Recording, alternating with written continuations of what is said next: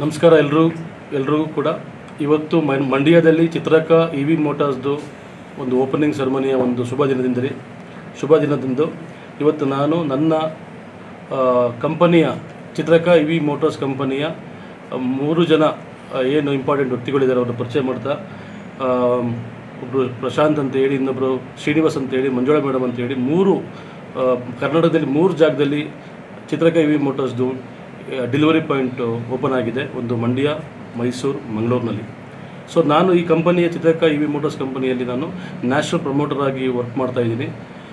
ಈಗ 3 showroom open ಆದ ನಂತರ ನಾವು ಈಗ ಆಲ್ರೆಡಿ ನಮ್ಮ ಭಾರತದಾದ್ಯಂತ ನಾವು ಈ ಚಿತ್ರಕ EV ಮೋಟಾರ್ಸ್ನ ನಾವು ಡೆಲಿವರಿ ಪಾಯಿಂಟ್ಗಳನ್ನ ಎಕ್ಸ್ಪ್ಯಾಂಡ್ ಪ್ರಮೋಟ್ ಮಾಡ್ತಾ ಇದ್ದೀವಿ.